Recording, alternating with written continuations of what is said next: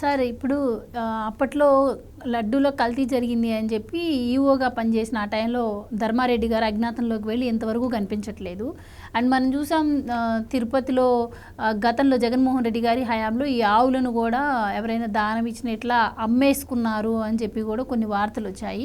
So అసలు కరుణాకర్ రెడ్డి గారి మీద ఉన్న టీడీఆర్ బాండ్ల విషయంలో కావచ్చు, ఆయనపై ఉన్న ఆరోపణలు ఇంకా లెక్కలేనని కూడా ఉన్నాయి. సో అలాంటి వాళ్ళందరూ వచ్చి ఇప్పుడేదో జగన్మోహన్ రెడ్డి హిందూ ధర్మ పరిరక్షకుడు, ఆ ఇంటి పక్కన గోశాల ఉంది, ఆయన ఆవులను పరిరక్షిస్తాడు అని చెప్పి ప్రచారం చేసి ఇప్పుడేమో ఇక్కడ ఆవును చంపేస్తున్నారు అని చెప్పి ప్రచారం చేస్తున్నారు. సో ఇవన్నీ కూడా అన్ని లింక్డ్గా కనిపిస్తూ ఉన్నాయి. సో ఎలా చూడొచ్చు అంటారు? ఒక దాహం, అధికార దాహం. అంటే సీఎం పదవి పోయేసరికి, ఎమ్మెల్యే గిరి పోయేసరికి వీళ్ళు చేస్తున్నటువంటి ఈ కుట్రలు కేవలం మనకు కనపడుతుంది ఏంటంటే పవర్ కోసం వీళ్ళు పడుతున్న పాటలు. ఇప్పుడు టీటీడీ బోర్డు రాజీనామా చేయాలంటాడు ఎవరు? భూమన కరుణాకర్ రెడ్డి. చంద్రబాబు రాజీనామా చేయాలి, రాష్ట్రపతి పాలన పెట్టాలంటాడు జగన్మోహన్ రెడ్డి. అంటే ఈ ప్రభుత్వం ఏర్పడి నెల రోజులు కాకముందే చనిపోయింది 3 హత్యలు జరిగితే 36 హత్యలు జరిగినాయి అని చెప్పి ఢిల్లీలో పెద్ద ధర్నా పెట్టాడు జగన్మోహన్ రెడ్డి. మొత్తం అందరు జాతీయ పార్టీల నాయకులందరూ నా పక్కకు వచ్చి కూర్చోండి. పాపం అతను కూడా వచ్చాడు, అఖిలేష్ యాదవ్. అతనికి ఏం తెలియదు, నిజమని నమ్మి వచ్చి కూర్చున్నాడు. అతను ఎవరో ముస్లిం లీగ్ గాడు ఉండ చోట ఉండకుండా జగన్మోహన్ రెడ్డి ప్రధాని కావాలన్నాడు. అంటే ఇతని కుట్రలు మామూలు కుట్రలు కాదు.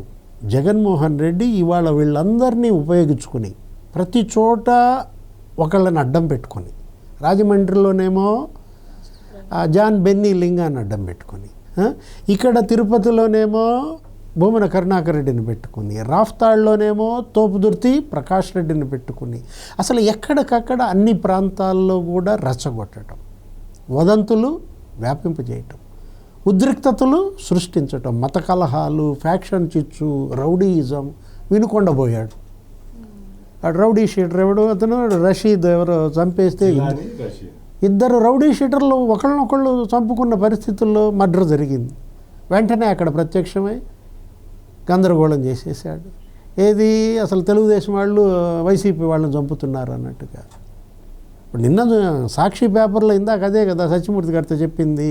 పశువేముల్లో మర్డర్ జరిగింది, అల్లుడు మామని చంపాడు. అది తెలంగాణ సాక్షి ఎడిషన్లోనేమో కుటుంబ వివాదం, అల్లుడు మామని చంపారు అని రాశాడు. అదే ఆంధ్రప్రదేశ్ సాక్షిలోనేమో తెలుగుదేశం వాళ్ళు వైసీపీ వాడిని చంపారు అని రాశారు. అంటే ఎలా ఇక్కడ రాజకీయ లాభాల కోసం ఇతను హత్యలను ప్రేరేపిస్తున్నాడు. మామూలు రోడ్డు ప్రమాదాన్ని కూడా హత్యగా చిత్రిస్తున్నాడు. హత్యనేమో గుండెపోటుగా మారుస్తాడు. నారాసుర రక్త చరిత్ర అంటాడు. ఎట్లా అయినా పవర్ కావాలి, ముఖ్యమంత్రి పదవి కావాలి. దానికోసం రాష్ట్రాన్ని అగ్నిగుండం చేయటానికైనా ఇవాళ అతను సిద్ధపడిన నేపథ్యంలో జగన్మోహన్ రెడ్డి కాదు అతని పేరు, కుట్రల మోహన రెడ్డి. ఇవాళ ఈ కుట్రల మోహన్ రెడ్డి బారి నుంచి రాష్ట్రాన్ని కాపాడాల్సిన బాధ్యత కూటమి ప్రభుత్వం పైన, ఏడుకొండలాడి పైన ఉంది. ఇవాళ మనం తీసుకున్నట్లయితే వరుసగా జరుగుతున్న ఈ కుట్రలు, నెలకో కుట్ర జరుగుతుంది. 10 నెలల్లో 10 కుట్రలు చేశాడమ్మా.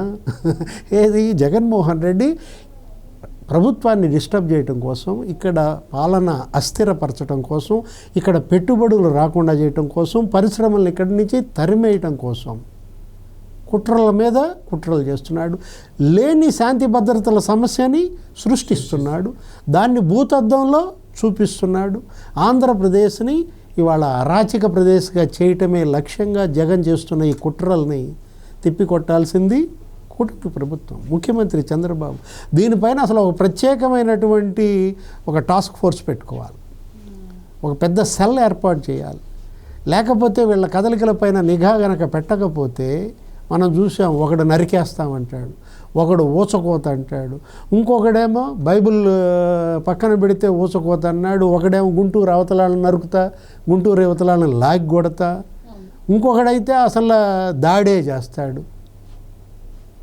కిరణ్ని తీసుకొచ్చి అరెస్ట్ చేసి తీసుకొస్తుంటే ఆ ఎంపీ ఇవాళ అతను చంపేస్తానని చెప్పి అతని మీద దాడి చేయటం, పోలీసుల మీదే దౌర్జన్యం చేయటం, కొట్టడం. జగన్మోహన్ రెడ్డి బట్టలు కూడా తీస్తానంటాడు పోలీసులు. వీళ్ళందరి కదలికలపైన నిఘా పెట్టడం, వీళ్ళని కట్టడి చేయటం, వీళ్ళ బారి నుంచి రాష్ట్రాన్ని కాపాడటం, ఇవాళ అదొక పెద్ద బృహత్తర ఛాలెంజ్